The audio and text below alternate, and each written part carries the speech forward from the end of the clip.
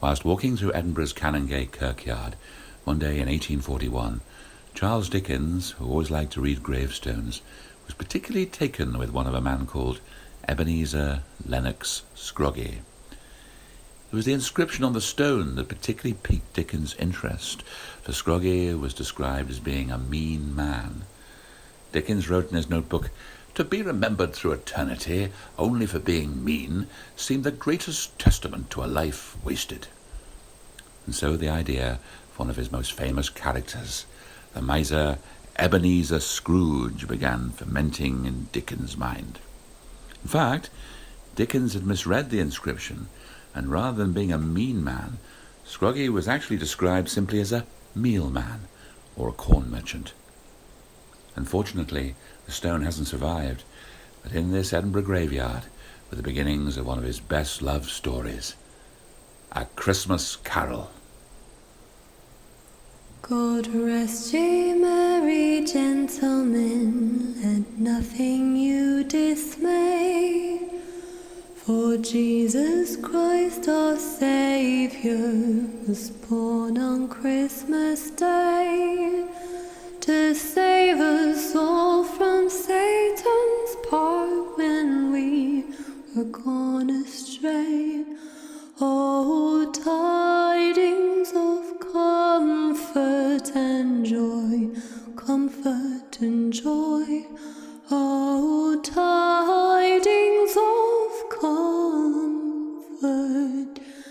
and joy. You know, when I was a kid, I often wondered where Scrooge lived and worked in London. I often thought one day I might like to find the locations.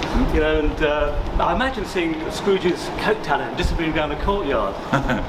Oh, I always loved ghost stories, and this was the first to really, get me. And reading it again recently, I was really struck by how much the buildings, London, they're as much a part of the story as Scrooge and the Ghost are, aren't they, really? Yeah.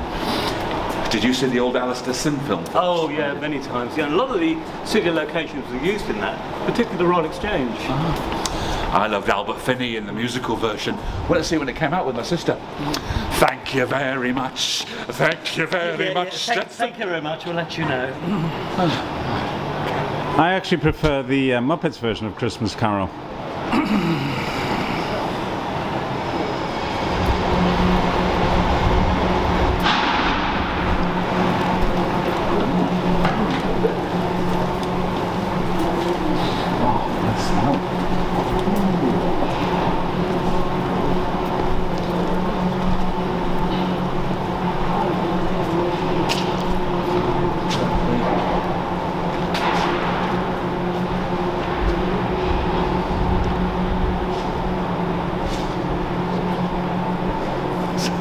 So this is Scrooge's counting house. Well, I know it looks like a service road in Romford, but Dickens describes a narrow court on the corner of a main street. Got to be here. Scrooge and Marley. Doesn't he describe their names as painted over a warehouse door? Yes, right, yeah. And an ancient tower of a church with a gruff bell peering slyly down to Scrooge through a Gothic window. It's got to be the church of St Michael's Cornhill. Oh. Poor Bob Cratchit. Only one coal on the fire and one candle.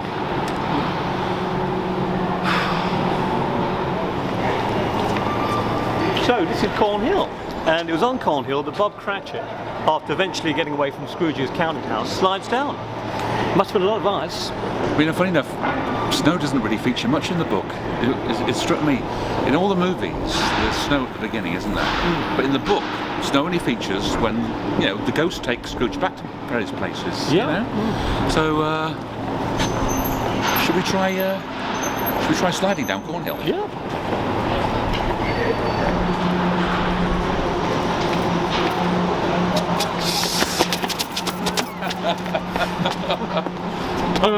So, after this, Bob Cratchit runs home to Camden Town. That's about 3 miles from here. Let's not try that. No. So where does Scrooge go after this? Doesn't he have a melancholy meal in a melancholy tavern? Yeah, I think it's close by Bull Court? No, it's just away with trousers, I think. Come on.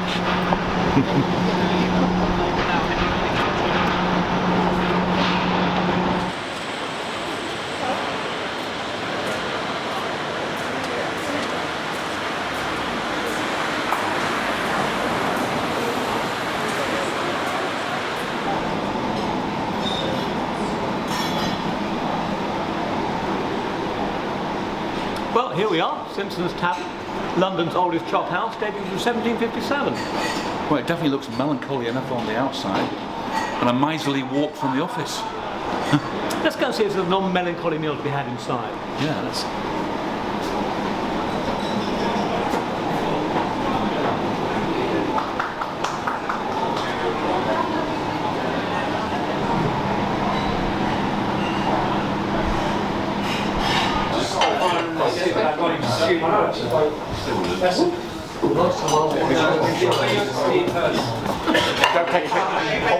So, after a melancholy meal, he reads the newspapers and then looks at his banker's books. I bet he's one of those people that hogs a table for ages and ages without paying for anything else. So where does he go from here? Well, he walks into Lombard Street, then Fenchurch Street, then he turns right into Philpott Lane and into a likely yard called Braden Court. How far's that? Not quite 10 minutes.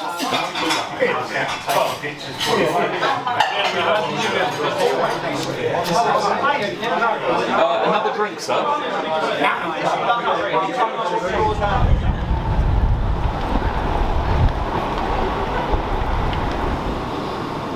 Well, according to Dickens, Scrooge's chambers were in a building up a yard where it had no business to be. As though his little house, he was playing hide and seek with other little houses and forgotten the way out. That's such a great description. It doesn't look like it belongs here, especially now, does it? You know, it looks like it's hiding from that.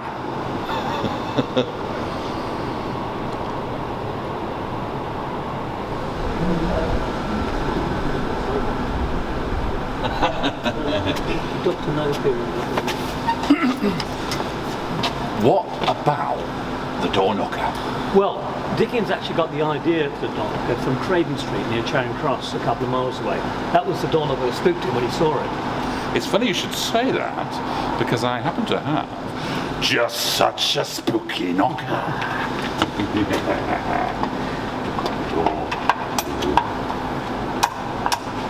Scrooge! Well, that's in the films. If you read the story, you find the door knocker doesn't speak. He just looks at Scrooge with motionless eyes. I love the description of Scrooge is going up the stairs inside, and he thinks he sees a hearse going on before him in the gloom, doesn't he? Have you actually seen inside here? No, I've seen pictures inside. They've actually got a four-poster bed. I wonder if I know the connection, though. Anyway, what about the spirits? Well, everybody knows the story, so let's look at Dickens's life using the ghosts of past, present and future. It's a good idea.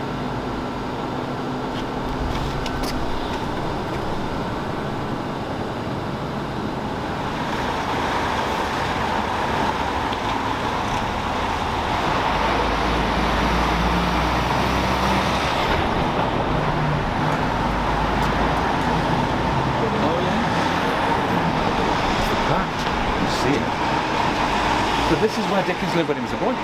Yeah, number 16 Bam Street. Long since gone, but you can see the plaque on the wall there. It's now numbered 141. Dickens must have had in mind Bob Cratchit and his family, didn't they, when he was living here? I mean, I think they had 6 children, didn't they, the Cratchits? And Dickens, when he was living here, had 5 other siblings, I think. And they were all living on his father's clerk's pay. He was a clerk, wasn't he? Yeah, like Bob Cratchit. He was a clerk in the Navy Pay Office in Somerset House in the Strand. I know when Dickens' sister Fanny got married, they moved to Ardwick in Manchester. Dickens came to stay with them, and they had this son called Henry, and he was severely hampered. He must have been the role model for Tiny Tim, mustn't he? Oh, very much so, yeah. Of course, after Dickens lived here, he was only here for about a year. Things started to go badly wrong for him. His father was locked up in the Marshalsea Debtors Prison in Southwark, and his mother put him out into the Warren's blacking factory. Oh, right near the embankment. Let's go down here.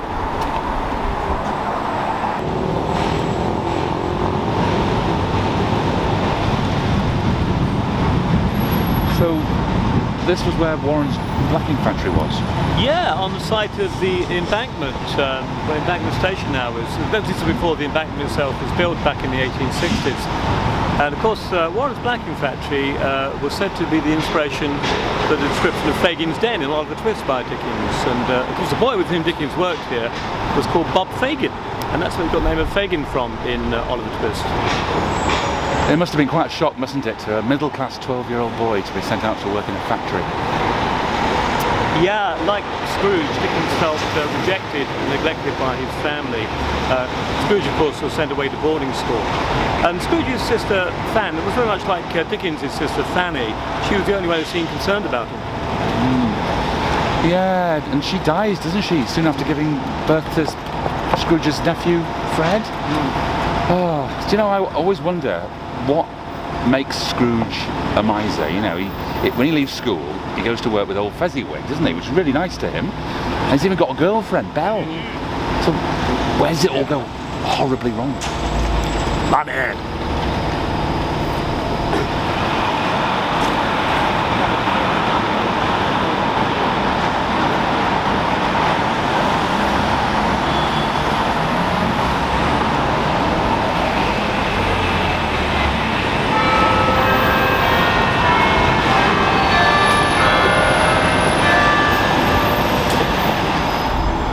You know, whenever I pass this church, St Marylebone, I always think that, you know, a book where bells figure so largely, these were the very bells, weren't they, that Dickens would have heard when he was writing the story in 1843. This is the site of number 1 Devonshire Terrace. And when Dickens was living here in the 1840s, he was already nationally famous. He'd written Nicholas Nickleby and Oliver Twist, and he'd been married for a few years with 2 children, 1 more on the way. You know, it's a big leap on, isn't it, from the blacking factory? It's a shame it no longer exists. Yeah, it was sadly demolished in the late 1950s in spite of a lot of opposition. There's a stone frieze around the front there which depicts characters from novels Dickens wrote whilst living here, including David Copperfield and the old curiosity shop.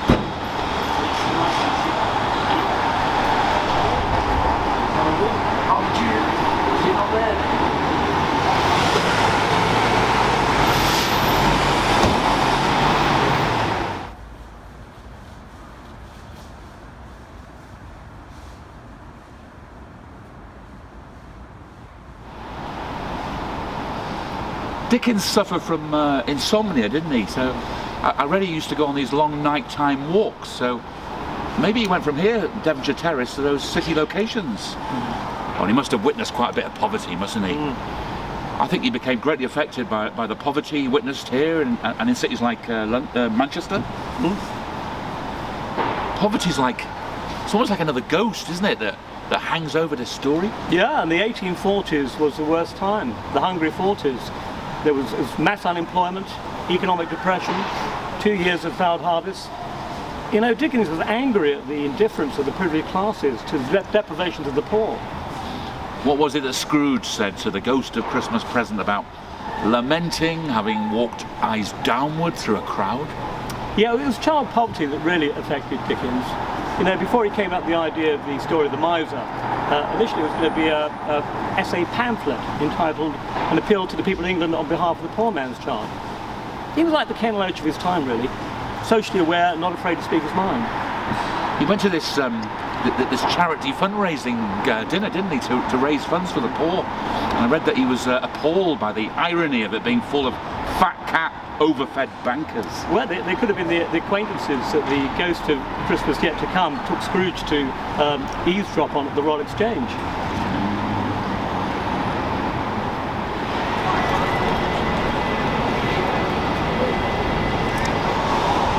Well, when did he die? Last night, I believe. Well, what has he done with his money? Well, I don't know. He didn't give it to me, I know that. Well, it's like to be a very cheap funeral, for upon my life I don't know anyone to attend. Suppose we make up a number and volunteer. Well, I don't mind going. Right, must be fed. Oh.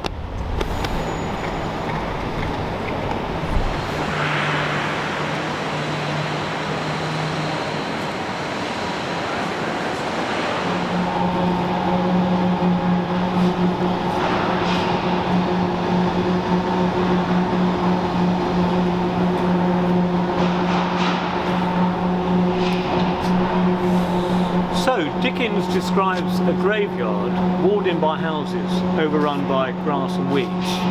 It's got to be here, isn't it? St Peter's Cornhill. You really don't expect, do you, to find the graveyard where the ghost of Christmas yet to come brings Scrooge to see his great own grave here in the high-rise metropolis of today's city.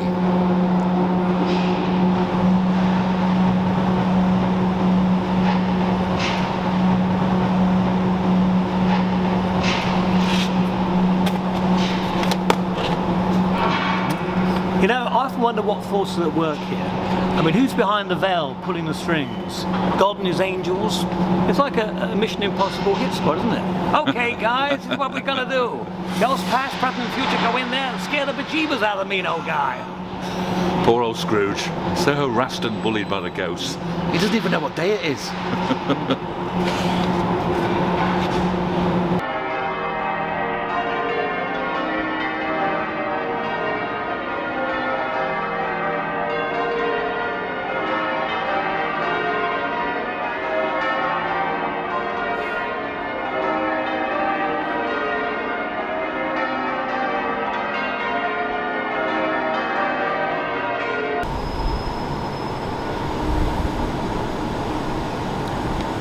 So the bells are ringing because it's Christmas Day, but Scrooge only realises this when he opens the window and speaks to the boy who's conveniently loitering in the courtyard.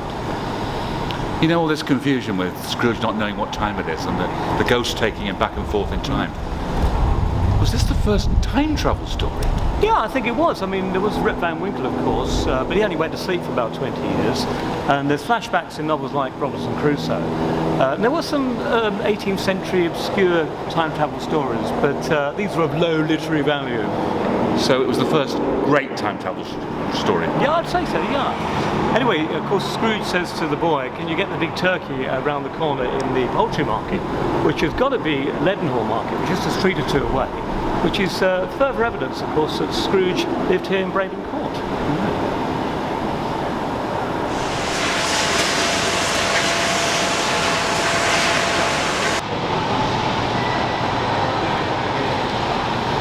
So it's looking all Christmassy and Dickensian, isn't it, here in Leadenhall Market?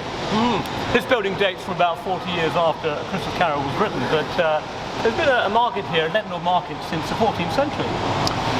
So Scrooge becomes as good a man as the good old city knows, and he knows how to keep Christmas well from then on.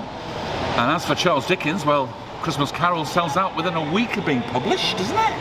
And remains to this day perhaps his best-loved work, doesn't it?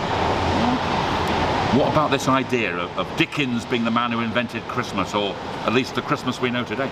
Well, it was a revival, really. I mean, back in the Middle Ages, Christmas celebrations went on for days, you know, feasting, drinking, roistering about. That's true. It was always a sort of making whoopee on the verge of starvation festival, wasn't it, for the ordinary working people? Well, until Ollie Cromwell puts a stop to it. Well, it was a funny thing, a lot of elements came together at the same time to create the Christmas future we know today. For instance, in 1847, Tom Smith invented the Christmas cracker. And in 1843, Henry Cole, he capitalised on the new penny post to have a new illustration printed, a friend had drawn, to send off as really the first Christmas card. And didn't Santa Claus become a big thing in America about that time, 1840s? Yeah. And you know this thing about, you know, bringing Christmas trees or fir trees inside? That was a German tradition, wasn't it? But I read it came to England with the royals in the 18th century. It did, but it really took off when there was a famous illustration of Prince Albert and Queen Victoria and their children decorating a Christmas tree at Windsor in 1848, and that's when it really took off everywhere.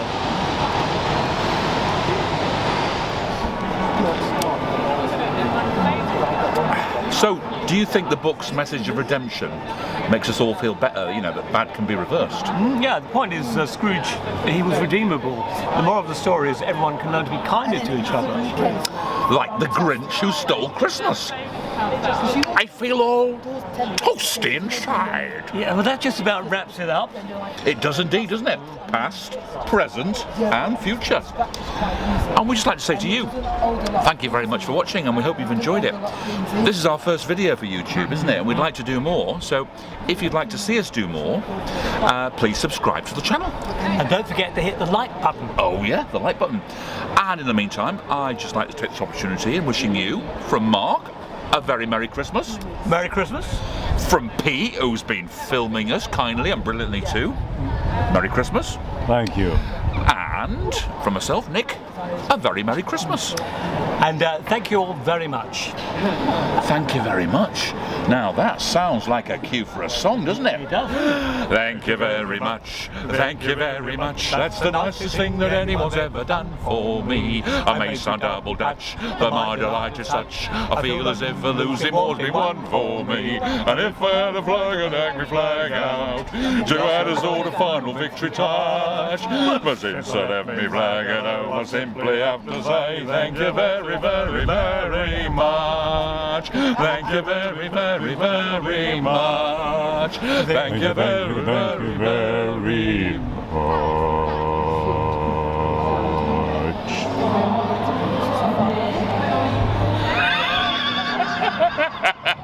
That was very low, Pete. Very low. You do low. Thank you very, very, very